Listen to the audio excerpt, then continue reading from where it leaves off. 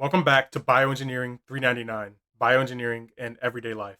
I'm your instructor, Dr. Craig, and today we're talking about how milk gets from the farm to your fridge. To get some course logistics out of the way, your tuition is paid for in likes, comments, and shares. Like many other faculty at many other universities, it does not pay that well, so doing these things helped us to provide for our families.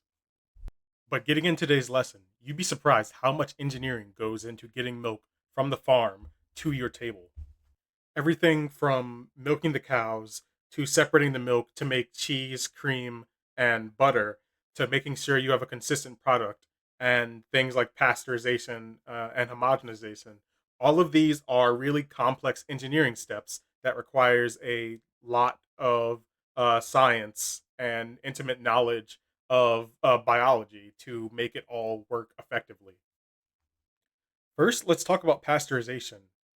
If you don't know what it is, it's a technique used to preserve food that involves heating it to kill any microorganisms and then cooling it back down and then sealing it to prevent any new microorganisms from getting into it.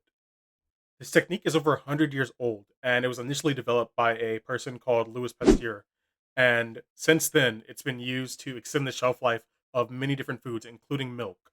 And there's actually several different types of pasteurization, and you're probably familiar with at least one or two of them. Milk used to be a major source of disease. It accounted for nearly a quarter of all disease outbreaks, and now it accounts for less than 1%, and that is all due to pasteurization. So, one of the first ways that milk is pasteurized is in a batch process where you take a vat of milk, just a large container of milk, and you heat it to 145 degrees, and then you hold it there for a set amount of time, typically something like half an hour, and then you cool it back down. One of the drawbacks of this is it's a pretty energy intensive process and it's slow. So, the second type of pasteurization is a continuous process where you have milk that's continuously being fed into a heated area, typically something around 161 degrees Fahrenheit, and it's held there for about 15 to 20 seconds at least, and then it's cooled down rapidly.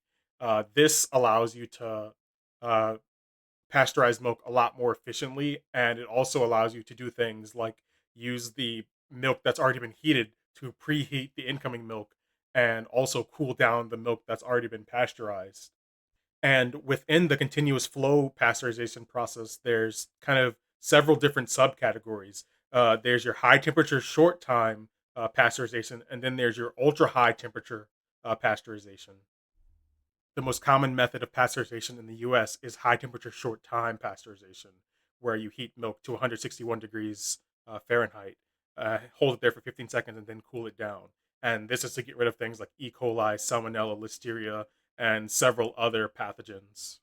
If you want to make shelf stable milk products or cream products, you can use ultra high temperature pasteurization, which you heat it to 275 degrees for several seconds, like 2 to 5 seconds, and then cool it down. A funny anecdote: when I went to France, probably about 10 years ago now, I couldn't find the milk at first, and it's because it was sitting on the shelf because it was ultra high temperature pasteurized. One common way that we pasteurize milk today is by pumping it across a series of heated or cooled plates or tubes. And this allows you to efficiently heat that volume of milk and make sure that it comes to the right temperature. And you can hold to that temperature for the right amount of time. And you have to calculate things like how well the heat flows through that liquid or how well mixed that liquid is. And things like how fast or how long it stays within that volume where it's being heated or cooled, something called residence time.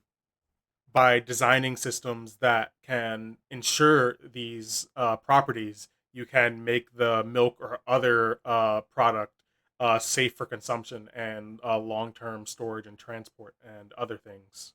The next bit of engineering involved in milk processing is homogenization. If you didn't know, milk is a colloidal solution of protein and fat globules suspended in water. These fat and protein globules can have a bunch of range of sizes from various different sources, such as different cows or having it separate over time.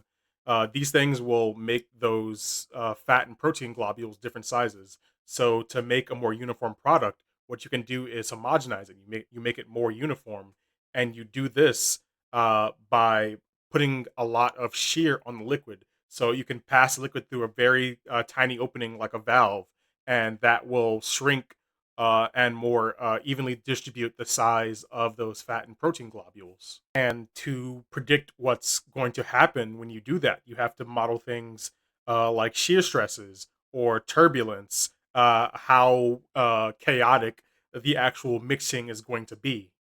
And this will prevent your milk from separating. Because if you take just milk fresh from the cow and let it sit for a couple minutes, it will separate. You'll have a layer of cream on the top that's more fatty and then more liquid that's under that. To measure how well the milk is homogenized, you can do things like look at it under a microscope and measure the average size of the fat droplets, or you can do things like shine a laser through it and look at how the laser light scatters off of the different fat globules, and that will tell you information about the average size of the droplets of fat suspended in the water. I hope you found this interesting. Next class, we're going to talk about what happens when you make butter and how that's related to emulsions, and what happens when you have a phase and you invert that phase. And if this video gets enough support, I'll even do a demonstration making butter and talk about what's happening physically while you make butter. So be sure to like, share, and if you don't already follow me, follow me.